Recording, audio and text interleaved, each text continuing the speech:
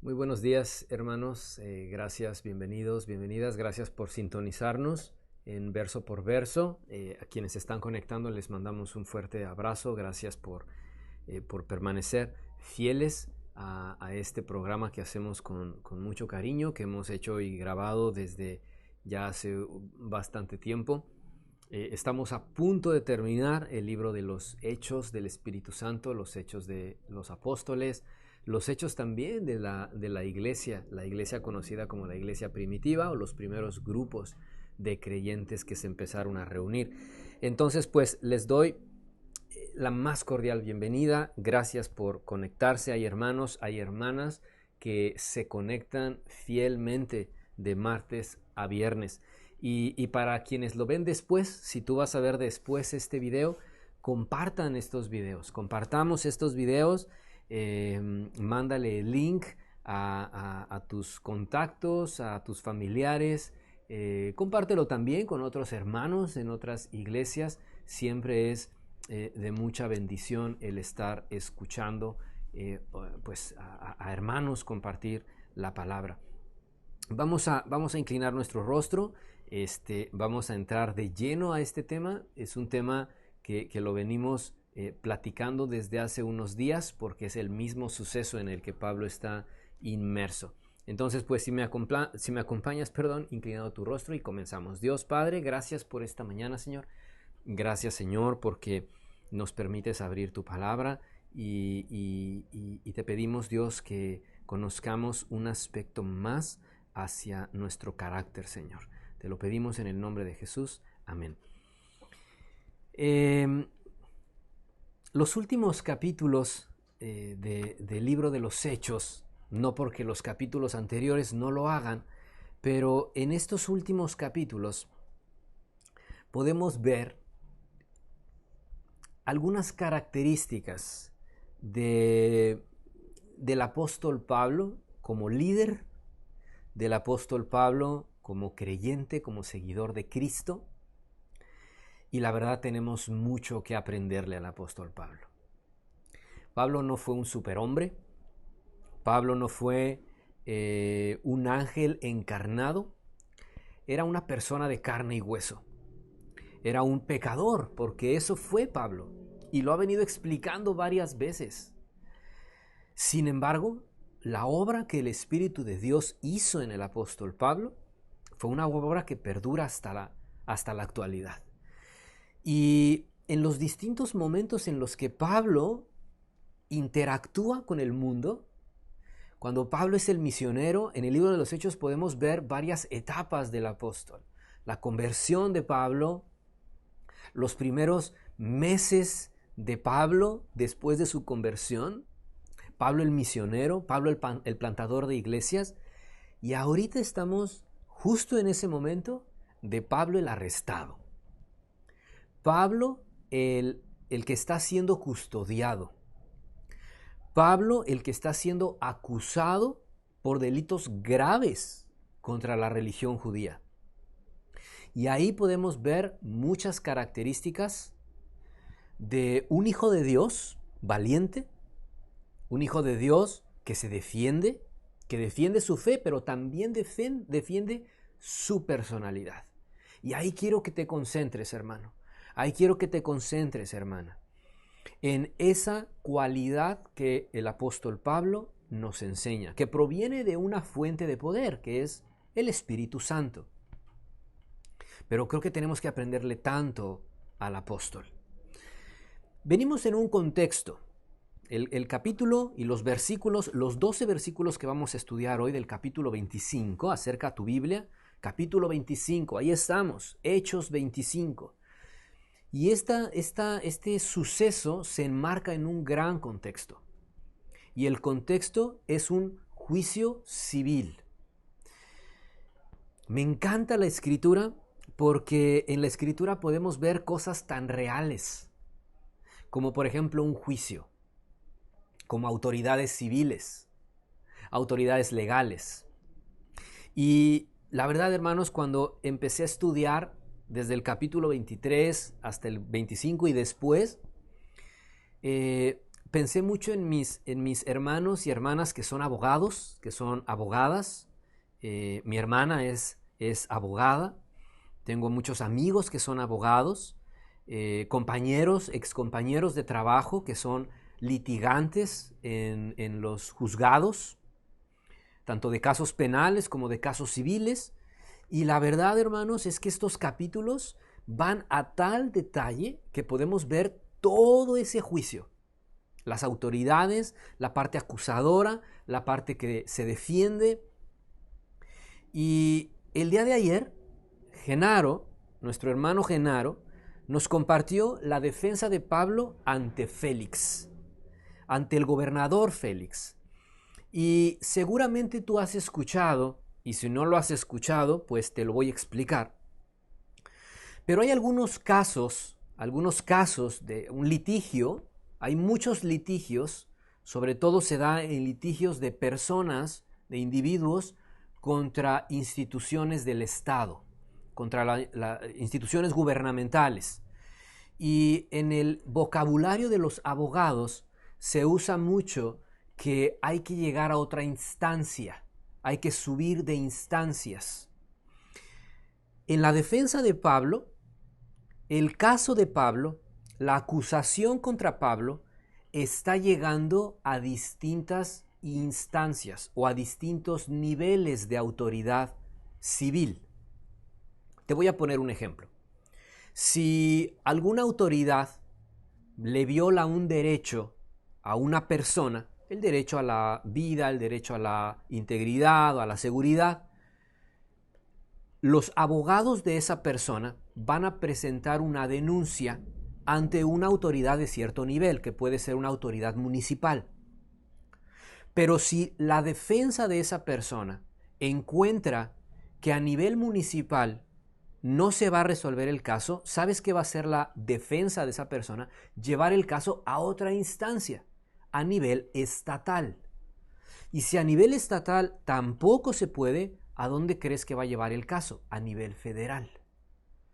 Y hay autoridades de defensa de las personas que es una instancia mucho más alta. Tal vez tú has escuchado de la Suprema Corte de Justicia de la Nación.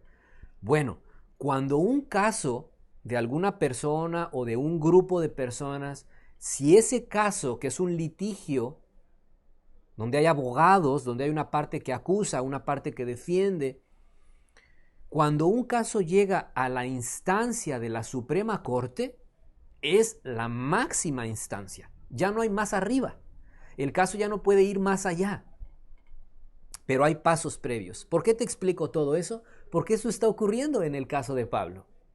Acuérdate, desde el capítulo 22 se nos presentó una autoridad que era el tribuno. ¿Te acuerdas? Que el tribuno tenía bajo su mando a centuriones y a soldados. Félix es una instancia mayor que el tribuno. Félix es el gobernador de la zona. Por eso el caso ya está a un nivel más alto. Vimos el día de ayer cómo hay acusaciones que no están siendo fundamentadas contra Pablo. El juicio va escalando de estas instancias. Pablo, y ayer con Genaro lo pudimos ver, Pablo siempre mantiene la cordura. Y ahí quiero que anotes esta cualidad de Pablo que nos enseña a nosotros como creyentes. Siempre mantener la cordura. Pablo, y tú lo puedes volver a leer en el capítulo 24, las palabras que Pablo usa hacia Félix, siempre de honra y de honor al gobernador Félix. Sin embargo, versículo 12, Pablo le dice a Félix, lo que te están diciendo no es cierto. Otra cualidad de Pablo, siempre está defendiendo su causa y dice, no es cierto lo que están diciendo. Pablo nos enseña a ser verdadera apologética, que es la defensa de nuestra fe. Pudiéramos volver a estudiar el libro de los Hechos, hermanos, solo con la perspectiva de Pablo como un fiel seguidor de Cristo, y pudiéramos estudiar a mucho detalle cómo él nos enseña a ser verdaderos defensores de la fe en Cristo. Y Pablo llega y le menciona a este gobernador Félix tres cosas que lo espantaron mucho al gobernador. 1, le habla de la justicia. 2, le habla del dominio propio. Y 3, le habla del juicio venidero. Y eso espantó muchísimo a Félix. En contraste con Pablo, la escritura, Lucas nos dice, el escritor de Hechos, nos dice que Félix esperaba que Pablo lo sobornara. Fíjate, estamos en medio de un juicio. Y todo eso podemos verlo a nuestro tiempo actual y cómo todo eso se da en un juicio, ¿cierto? Los sobornos, autoridades que esperan un soborno para dejar salir a una persona, en fin. Capítulo 25. El gobernador Félix va a ser removido de su cargo. Ya no es Félix. Ahora va a entrar un gobernador nuevo. Pero el último versículo que vimos el día de ayer, el 27, dice que pasaron 2 años. 2 años en los que Pablo está preso. Aún no se dicta sentencia. Pablo está detenido en el reclusorio sin una sentencia, así como muchas personas están en los reclusorios sin que haya una sentencia. Bueno, ahí está Pablo. Versículos, vamos a leer del 1 al 3 del capítulo 25. Llegado pues Festo, el nuevo gobernador, a la provincia, subió de Cesarea a Jerusalén 3 días después. Y los principales sacerdotes y los más influyentes de los judíos se presentaron ante él contra Pablo y le rogaron, pidiendo contra él como gracia que le hiciese traer a Jerusalén, preparando ellos una celda para matarle en el camino. Mis hermanos, no tengo otra expresión con los judíos de este tiempo que decirles que son unos asesinos. Eso es lo que acabamos de leer en estos 3 versículos. Sí, el pueblo que Dios escogió desde tiempos de los patriarcas. Estamos leyendo que esos mismos judíos están tramando un asesinato. Un nuevo gobernador. Es una zona conflictiva, recuerda, desde tiempos de nuestro Señor Jesús para el Imperio Romano. Jerusalén, la zona de Judea, era una provincia complicada. Era una provincia a la que muchos gobernadores romanos no querían ir. A esa zona polvorienta, a esa zona alejada, a esa zona con muchas sectas, con muchos grupos. Emperadores y gobernadores romanos no creían en Jesucristo y eso era conflictivo. Había guerrillas, acuérdate de los celotes, este grupo guerrillero que quería llevar la salvación y quería llevar la libertad del asedio romano por la fuerza y por las armas. Entonces era una zona conflictiva. Pasan estos 2 años, los judíos desempolvan el caso, porque acuérdate, Pablo fue metido a la cárcel, Félix metió el archivo, el expediente del caso Pablo, velo de esa manera, el expediente del caso Pablo se archivó por 2 años y cuando llega el nuevo gobernador, los judíos sacan el expediente del archivero, lo desempolvan y hacen esta petición a Festo. A Festo. Y le dicen, tráelo para Jerusalén, versículo 3. Tráelo para Jerusalén. Pero ¿sabes por qué lo querían traer a Jerusalén? Para que en el camino lo mataran. ¡Qué vergüenza de los hermanos judíos! ¡Qué vergüenza! Que lo quieren asesinar. Y uno pudiera decir, ¿dónde está ese mandamiento que Dios le dio a los judíos? ¿Te acuerdas del mandamiento? No matarás. Amarás a tu prójimo como a ti mismo. ¿Dónde está ese mandamiento? Los judíos definitivamente tenían un corazón más duro que una roca. Más duro que una roca. Quieren asesinar al llamado por Cristo. ¡Qué fuerte! ¡Qué fuerte! Versículos 4 al 6. Pero Festo respondió que Pablo estaba custodiado en Cesarea, a donde él mismo partiría en breve. Los que de vosotros puedan, dijo, desciendan conmigo, y si hay algún crimen en este hombre, acúsenle. Versículo 6, y deteniéndose entre ellos no más de 8 días, venido a Cesarea. Ahí vamos a quedar hasta el inciso A del verso 6. Fíjate, no sabemos bien, realmente no, Lucas no nos lo dice y Festo no lo expresa, pero no sabemos si Festo se las olía que los judíos estaban tramando una emboscada contra Pablo. Pero Festo les dice a los judíos, no voy a hacer eso, no lo voy a mandar a Jerusalén. Quien quiera venir a Cesarea, venga a Cesarea y aquí voy a entrevistarme con Pablo. Aquí voy a continuar el juicio. ¡Qué bendición, la verdad! Fíjate, en medio de todo esto podemos ver la providencia de Dios, ¿te das cuenta? Porque Pablo está preso. Si Festo lo liberaba rumbo a Jerusalén, lo iban a matar. Y ahí podemos ver, entre líneas, podemos ver el mensaje de Dios diciéndole a Pablo, aún no, Pablo, tu vida todavía no termina. Tu propósito en la tierra todavía no termina. Entonces, Dios le permite a Festo, Dios usa a Festo para que Festo les diga a los judíos, no lo voy a mandar a Jerusalén, quien quiera venir a Cesarea, vengan a Cesarea y aquí vamos a continuar el juicio. Es la gran providencia de Dios. Versículo 6b hasta el versículo 8. Al siguiente día, ya después, se sentó en el tribunal Festo y mandó que fuese traído Pablo. Entonces, ya viste, se reanuda el juicio. Después de 2 años. Cuando éste llegó, lo rodearon los judíos que habían venido de Jerusalén, presentando contra él muchas y graves acusaciones, las cuales no podían probar. Alegando Pablo en su defensa, dijo lo siguiente: ni contra la ley de los judíos, ni contra el templo, ni contra César he pecado en nada. Estos versículos, hermanos, son la porción de todos los versículos, por supuesto, pero estos versículos nos dan una bien importante enseñanza.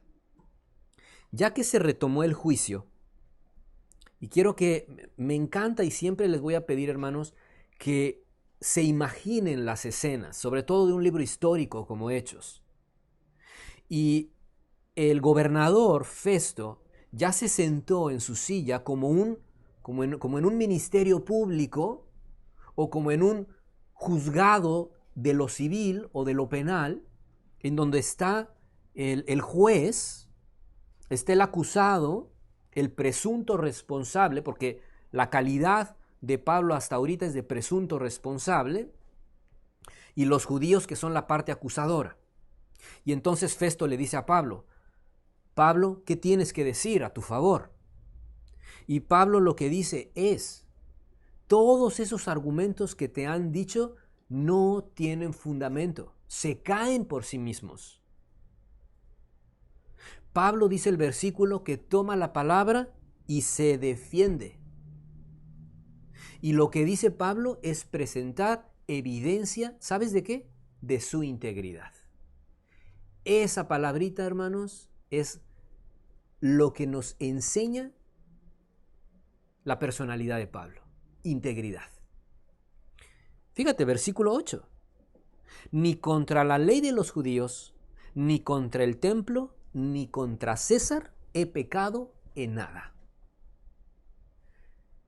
Dice el pastor Miguel Núñez, la integridad es el terreno donde nuestro caminar y nuestras palabras se encuentran. Y te voy a lanzar esta pregunta, porque es una pregunta que Dios me hizo al estar yo leyendo estas palabras de Pablo. Y la pregunta es la siguiente: hermano, hermana que me escuchas, ¿tienes una vida de integridad? ¿Eres íntegro? ¿Eres íntegra? La integridad es una característica que habla de tu personalidad. Pablo le está diciendo a un juez, esos argumentos no tienen sustento. Pero lo que sí tiene sustento es que jamás he dicho algo en contra de la ley de los judíos, jamás he dicho nada en contra del templo y mucho menos contra el César. ¿Podrías defender tu causa como esposo fiel, como esposa fiel, como joven íntegro? ¿Podrías defender tu causa delante del mayor tribunal de los cielos? ¿Podríamos hacerlo? Podríamos decir con nuestras propias palabras que se me juzgue por todo esto que es falso, porque mi vida misma habla de integridad. Hermanos, esas son palabras mayores, pero Pablo nos invita a eso. Dios, a través de la vida de Pablo, nos invita a tener, a conservar, a cultivar una vida de integridad. Es un gran tema, hermanos. Es un gran tema que tenemos que llevar en oración a nuestro Dios. Señor, enséñame a tener una vida de integridad. Enséñame, Señor, a que cuando yo digo sí es sí y cuando digo no es no. Enséñame a ser un esposo íntegro. Enséñame a ser un asistente íntegro. Enséñame a ser un trabajador íntegro. A ser un vecino íntegro. A que mi familia sea conocida por su integridad. A que cuando yo cambie de trabajo, esa carta de recomendación, mi jefe anterior me pueda firmar una carta de recomendación porque soy íntegro, porque me conduje con integridad en mi trabajo anterior. Eso nos enseña el juicio de Pablo. Leamos juntos versículos 9 al 12. Pero Festo, queriendo congraciarse con los judíos, respondiendo a Pablo dijo: ¿Quieres subir a Jerusalén y allá ser juzgado de estas cosas delante de mí? Pablo dijo: Ante el tribunal del César estoy, donde debo ser juzgado. A los judíos no les he hecho ningún agravio, como tú sabes muy bien. Porque si algún agravio o cosa alguna digna de muerte he hecho, no rehúso morir. Pero si nada hay de las cosas de que éstos me acusan, nadie puede entregarme a ellos. A César apelo.